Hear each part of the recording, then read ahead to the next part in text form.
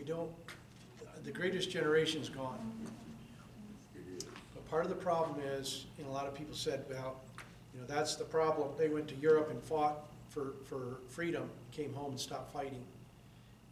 There's some truth to that, right? Because when they came home, the economy was great. Things were booming.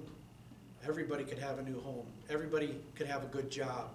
Everybody could raise children. Everybody could consume. Things were good. And when things are good, we have a tendency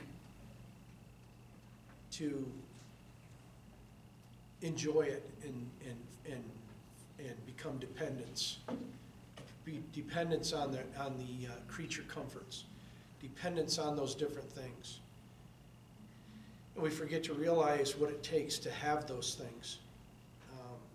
But the reason why I'm involved doing what I'm doing is because one day I woke up and realized it's my generation that really, really screwed the pooch here. We screwed this all up bad.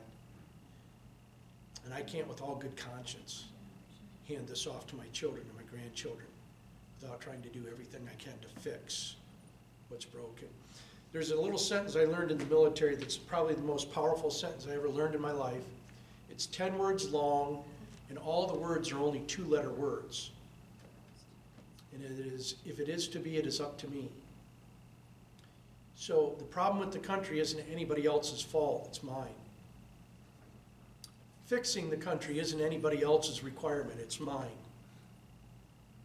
So I don't sit around and look at other people and complain why they're not doing anything. I don't care.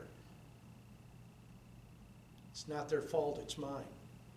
It's not their job, it's mine. So I've realized that the most powerful government is local. And it's my obligation to get involved with my local government, which is the highest form of government, and fix it first.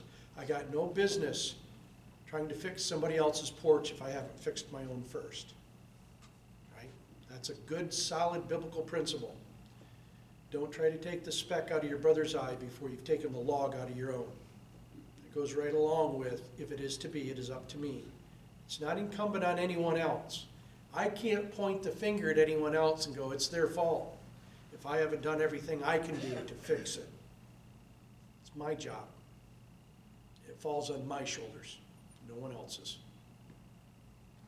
When we all take that attitude, things will get done. But it's real easy to sit back and point fingers at everybody else and complain, oh, it's their fault, it's that, it's this, it's the other thing. What have you done for your country today? What have you done for your local government today? What? That's what you have to ask yourself. That's what I ask me. What have I done today? Have I been willing to give up my life, my liberty, and my sacred honor? Because that becomes more deeply defined to me every day. What does it mean for me to give up my life, my liberty, and my sacred honor? I'll tell you what, that's tough. It's tough to make those decisions.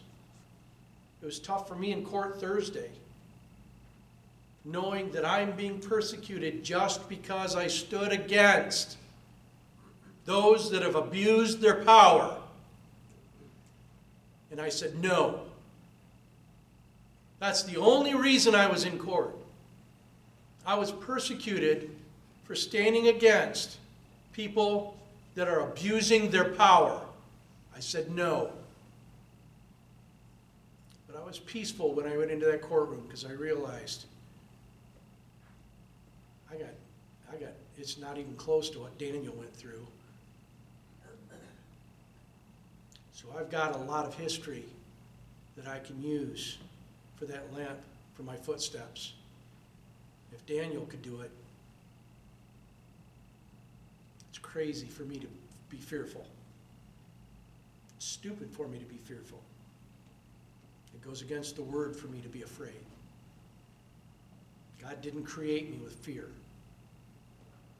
He created me with love and courage. So, if it is to be, it is up to me. So the original question, when does this all happen? It will happen every time man takes hold of something.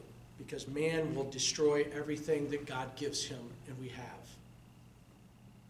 That's why our Constitution was based on natural law, God's law, so that it wasn't just a parchment barrier.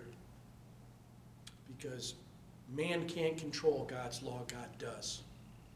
And he's benevolent, and he knows exactly what he's doing. He doesn't need me for him to do his thing. So, I think that's what we need to get back to. So next week will be The Crisis by Thomas Paine, December 23rd, 1776. That's a good speech. If there aren't any more questions or concerns, thank you for coming tonight. We'll see you next week. Oh, remember to turn your phasers to stun, because we come in peace.